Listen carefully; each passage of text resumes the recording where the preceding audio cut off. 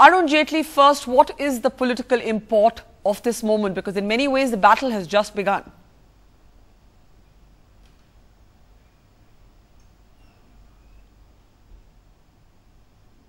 Well, I think it's a very important moment as far as the BJP is concerned.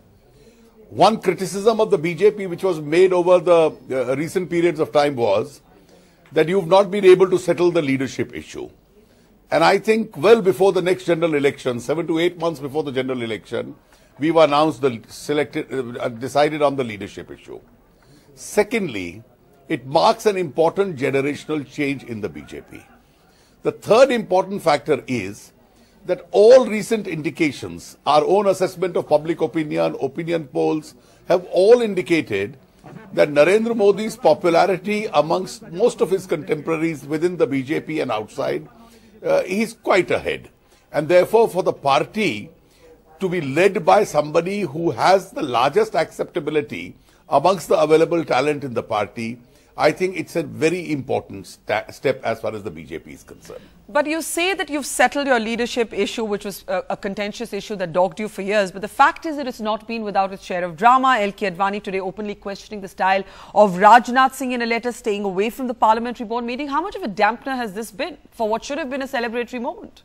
Well, I would have certainly been happier if Mr. Advani had been in the meeting. But I can tell you there are moments in the life of a party where the party has to give a huge amount of weightage to what the aspirations of its rank and file and its supporting cadres are.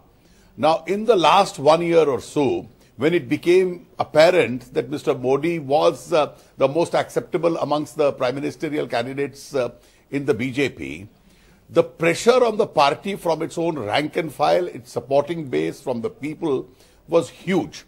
And therefore, the party has today given a formal recognition to this opinion which our support base has.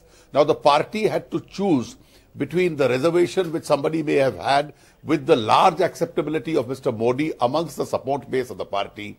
And I firmly believe that the BJP has taken the right decision. I personally believe it's a winning decision as far as the BJP. Do you believe that Advani today stands isolated and alone for having misread the mood of his party workers?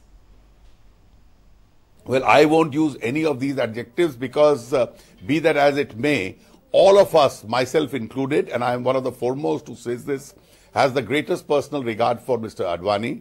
In fact, we've all learnt our politics from him. He groomed all of us up. And therefore, it's extremely difficult, almost impossible for us to express any adversarial opinion as far as he's concerned. But having said that, the party had to give a due recognition to the large opinion of the cadre. We don't have a formal methodology of selecting a prime ministerial candidate in India. You have the primaries as far as the US is concerned.